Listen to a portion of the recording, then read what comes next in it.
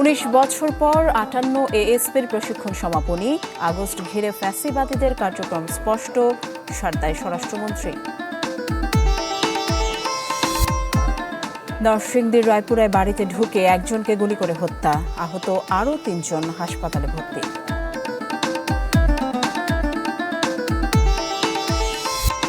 হাজার কোটি টাকার প্রকল্পেও হয়নি সমাধান, যশোরের ভবদহে জলাবদ্ধতাই যেন নিয়তি। আমাদের থাকার জায়গা নেই, আমাদের রান্না বান্না খাওয়া দাওয়া সব রাস্তায়। বর্ষা মৌসুম তো সামনে রয়েছে, এই মৌসুমে যদি এভাবে চলে আর আমাদের পানি কবে নামবে, কখন নামবে?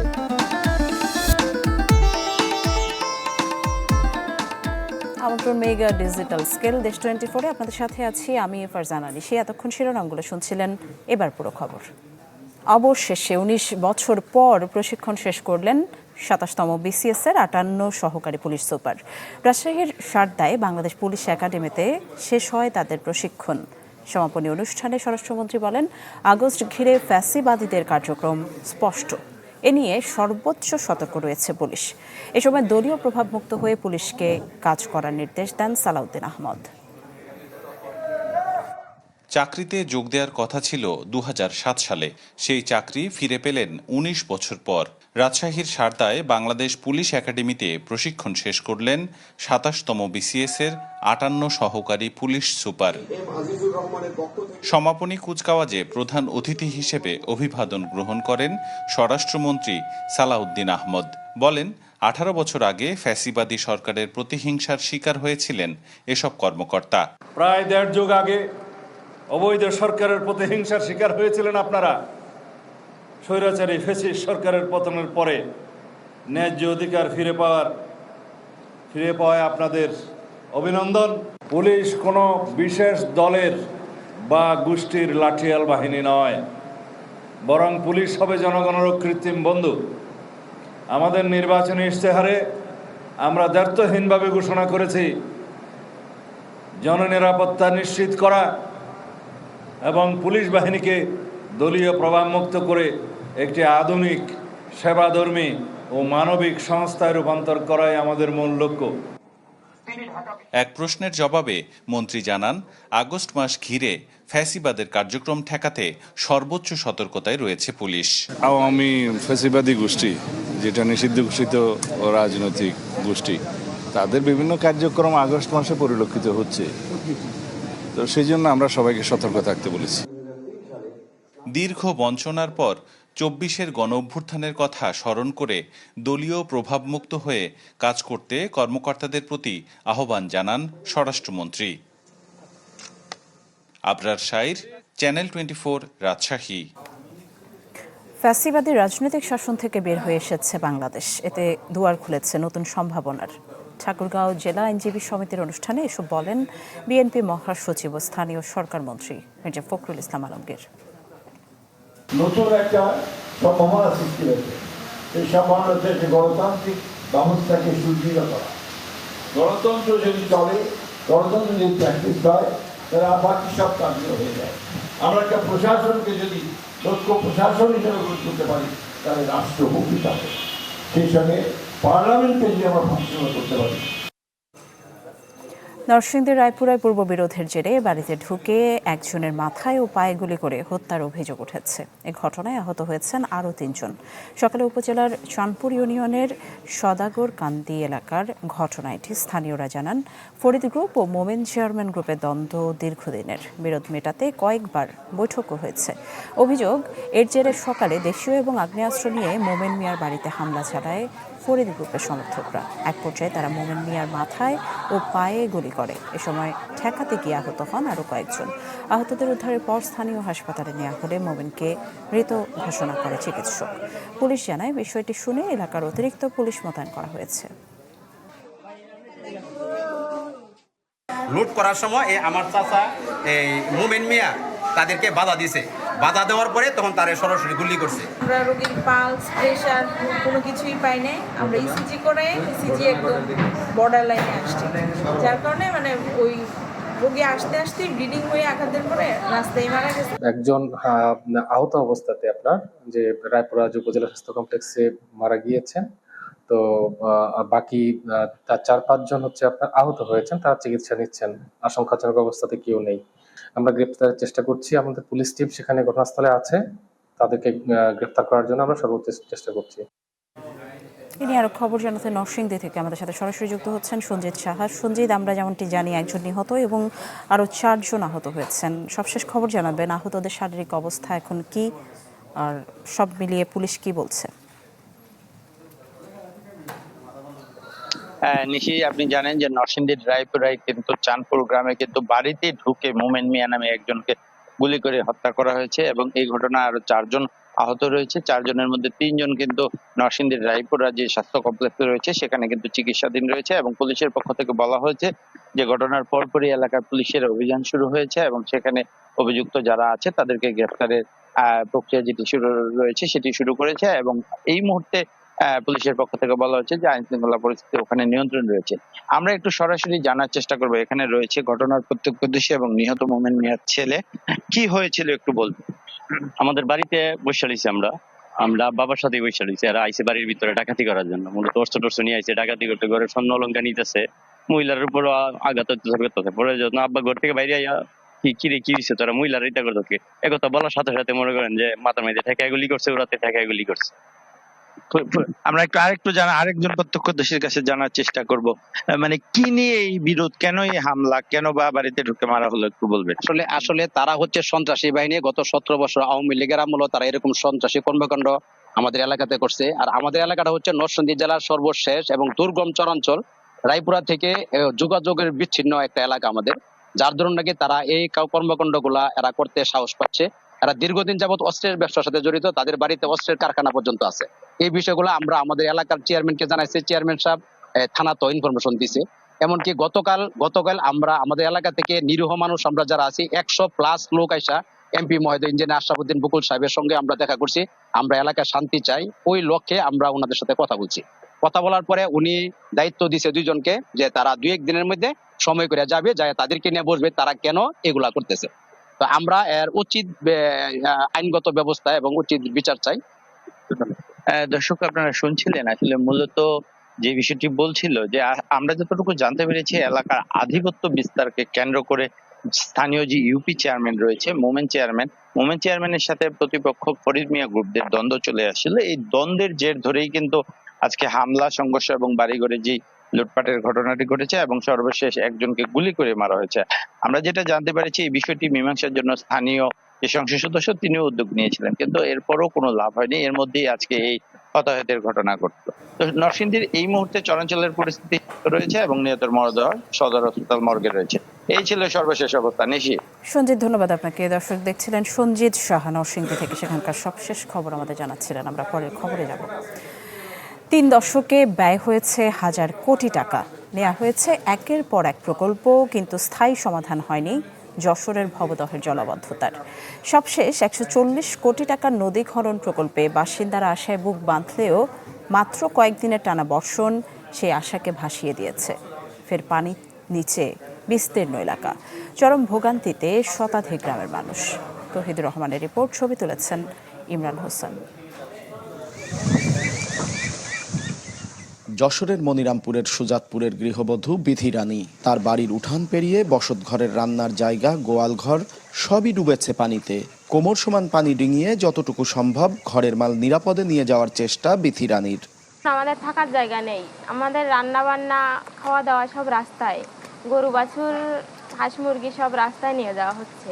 শুধু বিধির বাড়ি নয়, অভয়নগর, মনিরামপুর ও কেশবপুর উপজেলার বাসিন্দাদের কষ্টের মাত্রা আরও ভয়াবহ। জলাবদ্ধতায় তাদের বসতবাড়ি, ফসলি জমি, রাস্তাঘাট সবকিছুই এখন পানির নিচে। গোয়ালি জল, এরকম গেরবেড়িতে জল, সব তলায় যাচ্ছে, কি করে বাঁচবো? বর্ষা মৌসুম তো সামনে রয়েছে, এই মৌসুমে যদি এইভাবে চলে আর আমাদের পানি কবে নামবে, কখন নামবে। ভবদহের এই জলাবদ্ধতা নিরসনে গত 3 দশকে নেওয়া হয়েছে 21টিরও বেশি প্রকল্প।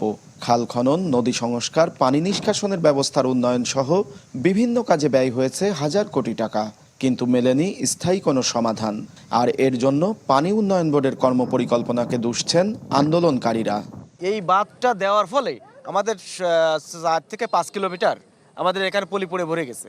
আমডাঙ্গা খাল এই মুহূর্তে সংস্কারের ব্যবস্থা করা হোক, যাদের কারণে এই 2 বছর প্রলম্বিত হয়েছে তাদের বিচারের আওতায় আনা হোক। তবে পানি উন্নয়ন বোর্ডের নির্বাহী প্রকৌশলী জানিয়েছেন জলাবদ্ধতা নিরসনে কাজ চলছে, দ্রুতই পানি নেমে যাবে এসব এলাকা থেকে। 7টি কপার দিয়ে পানি বেরোচ্ছে। আশা করতেছি যে যদি অতিবৃষ্টি বা ভারী বর্ষণ আর খুব সাম্প্রতিক সময় না হয়, তাহলে খুব তাড়াতাড়ি সময়ে কপাটের সংখ্যা বৃদ্ধি হতে থাকবে, পানি নিষ্কাশন ত্বরান্বিত হবে এবং মানুষের দুর্ভোগ লাঘব হয়ে যাবে। যশোরের নদ নদীগুলোর নাব্যতা ফেরাতে খনন কাজ চললেও জলাবদ্ধতা নিরসনে দীর্ঘমেয়াদী সমাধান চান বাসিন্দারা। তৌহিদুর রহমান, চ্যানেল 24, যশোর। নোয়াখালী পৌরসভার সড়কগুলো সামান্য বৃষ্টিতেই তলিয়ে যায়, সৃষ্টি হয় বড় বড় গর্তে।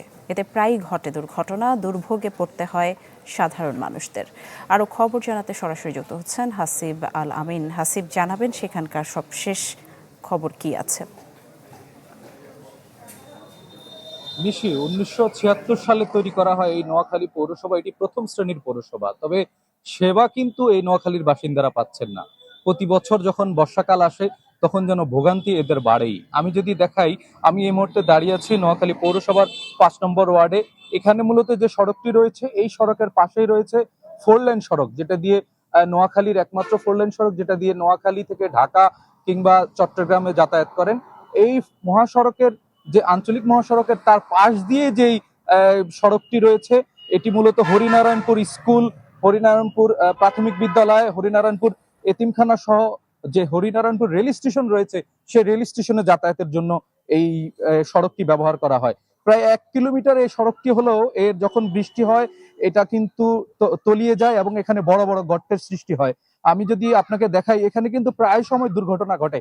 এখানকার বাসিন্দারা যারা রয়েছেন এই গর্তে পড়ে যান কিংবা শিশুরা এখানে পড়ে গিয়ে দুর্ঘটনার শিকার হন। 2024 সালের যে বন্যা হয়েছিল, যে ক্ষত তৈরি হয়েছিল নোয়াখালী পৌরসভা, পুরা নোয়াখালী জেলা জুড়ে 25 পার হয়েছে, 26 চলছে। এখনো কিন্তু সেই বন্যার যে ক্ষয়ক্ষতি হয়েছে এবং যে সড়কগুলো ক্ষতি হয়েছে সেগুলো কিন্তু এখনো পর্যন্ত এখনো মেরামত করা হয় নাই। বলা হয়ে থাকে এই যে 207 কিলোমিটারের নোয়াখালী পৌরসভার 112 কিলোমিটারই কিন্তু এখন পর্যন্ত এই সড়ক সংস্কারের প্রয়োজন এবং এর জন্য প্রয়োজন অনেক টাকা। সড়ক বিভাগের সাথে যোগাযোগ করেছি, নোয়াখালী পৌরসভার সাথে কথা বলেছি, তারা বলছেন প্রয়োজনীয় বরাদ্দ না পাওয়ার কারণে তারা মূলত এখন পর্যন্ত কোনো সড়ক সংস্কার করতে পারছেন না। 24-এ যখন বন্যা হয়েছিল এখানে হাঁটু পানি হয়েছিল, কিছু কিছু অংশে কোমর পানি হয়েছিল। এখানকার বাসিন্দারা মূলত দুর্ভোগ করেছেন এবং এই দুর্ভোগের কারণে এখান দিয়ে তারা যাতায়াত করতে পারছেন। এখানকার যারা শিক্ষার্থী রয়েছেন, এখানকার যারা কর্মজীবী মানুষ রয়েছেন, শ্রমজীবী মানুষ রয়েছেন, তারা কিন্তু এটার জন্য বারবারই ভোগান্তিতে পড়েছেন। তারা বলছেন প্রতি বছরই আশ্বাস হয়, জনপ্রতিনিধি আসে কিংবা খোঁজ খবর নেওয়া হয়, কিন্তু এই সড়ক সংস্কারের জন্য প্রয়োজনীয় উদ্যোগ গ্রহণ করা হয় না। ফলে এখানকার যারা ব্যবসায়ী রয়েছেন তাদের ব্যবসা বাণিজ্যের মধ্যে ভাটা পড়ে।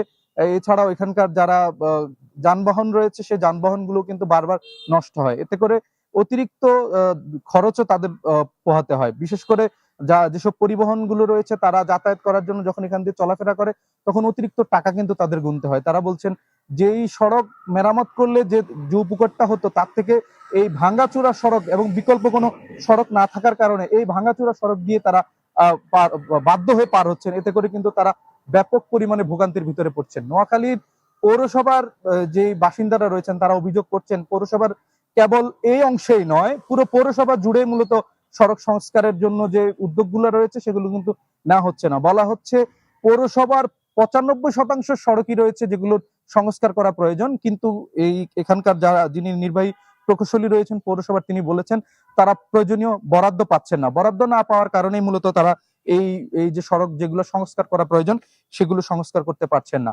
কবে সংস্কার হবে আর কবে মানুষ এই কষ্ট থেকে লাঘব হবে সেটা কিন্তু আদৌ তারা বলতে পারছেন না। এখানকার বাসিন্দারা বলছেন প্রয়োজনীয় উদ্যোগ গ্রহণ করা হোক, প্রকল্পগুলো বাস্তবায়ন করা হোক। এই যে সড়কটি দীর্ঘদিন ধরে এই অকেজো হয়ে আছে, মানুষজন যাতায়াত করতে পারছে না, ভোগান্তিতে পড়ছেন, তারা এগুলো থেকে মুক্তি পেতে চান আর এই ধরনের কষ্টের মধ্যে তারা থাকতে চান না।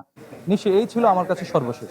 ধন্যবাদ হাসিব আপনাকে। দর্শক দেখছিলেন নোয়াখালী পৌরসভার সড়কগুলো সামান্য বৃষ্টিতে তলিয়ে যায়, সৃষ্টি হয় বড় বড় গর্ত, সেখানকার মানুষের দুর্ভোগের খবর জানাচ্ছিলেন হাসিব আল আমিন।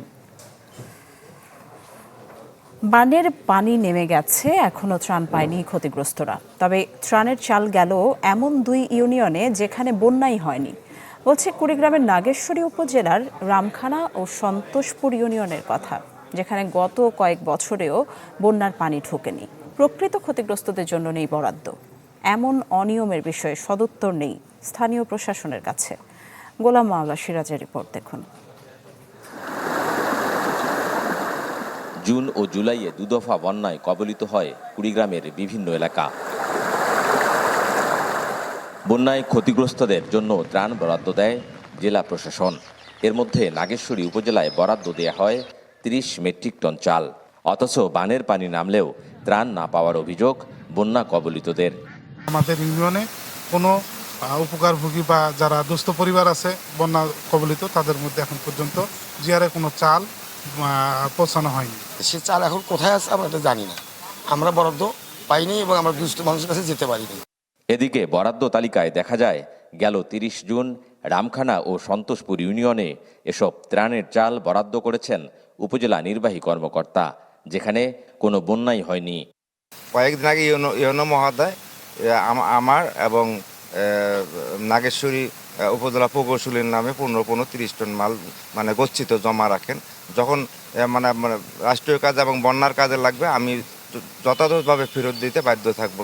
ওই সময় যেহেতু বন্যার হয়নি, ওই জন্য এই অনুসার পরবর্তীতে দেওয়ার জন্য আমাদের 2 ইউনিয়নের চেয়ারম্যানের নামে জাস্ট ডিওটা করে রাখছিল। পরবর্তীতে এটা উনি আবার উপবরাদ্দ হিসেবে চিঠি করে দিন। ত্রাণ বরাদ্দের বিষয়ে সদুত্তর নেই উপজেলা নির্বাহী কর্মকর্তার কাছে। জানালেন তার উপজেলায় কোনো বন্যাই হয়নি, আর বরাদ্দের চাল রাখা আছে সরকারি গোদামে। বিষয়টি স্বীকার করলেন খাদ্য কর্মকর্তা।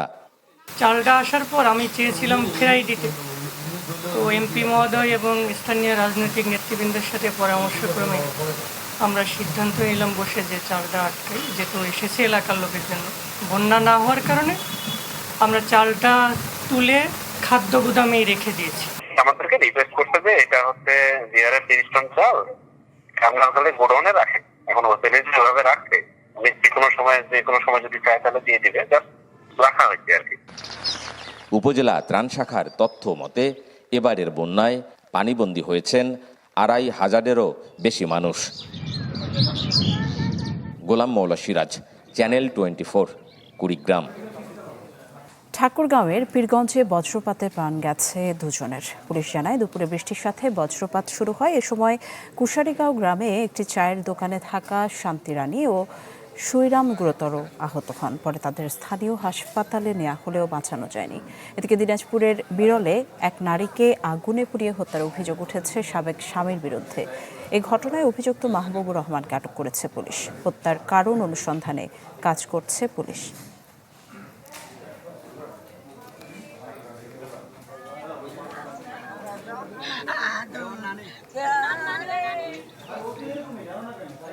গোপালগঞ্জের কাশিয়ানীতে তরুণীকে গাছের সাথে বেঁধে নির্যাতনের অভিযোগে বিএনপি নেতা নয়ন গোলদার গ্রেফতার হয়েছেন। পুলিশ জানায় ভোরে মাদারীপুরের রাজৈর এলাকায় অভিযান চালিয়ে হাতিয়ারা ইউনিয়নের সাবেক সাধারণ সম্পাদক নয়ন গোলদারকে গ্রেফতার করা হয়। পরে গোপালগঞ্জের কাশিয়ানী থানায় তাকে হস্তান্তর করা হয়। গত 28 জুলাই স্কুল ছাত্রী ও যুবককে গাছের সাথে বেঁধে নির্যাতন করা হয়, যার ভিডিও ছড়িয়ে পড়েছে সামাজিক যোগাযোগ মাধ্যমে। স্থানীয়দের দাবি, রাস্তায় আপত্তিকর অবস্থায় দেখতে পেয়ে ওই 2 জনকে শাস্তি দেন বিএনপি নেতা নয়ন গোলদার সহ কয়েক যুবক। ওই ঘটনার পর স্কুল ছাত্রী বিষ পানে আত্মহত্যার চেষ্টা করেছে বলে খবর মিলেছে।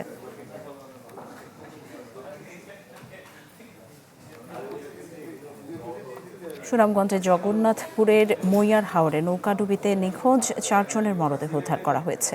সকালে মইয়ার হাওরের রোয়ারকাড়া এলাকা থেকে নিখোঁজ আরও 2 জনের মরদেহ উদ্ধার করা হয়। পুলিশ জানায় কোনো অভিযোগ না থাকায় মরদেহ ময়নাতদন্ত ছাড়াই পরিবারের কাছে হস্তান্তর করা হয়েছে।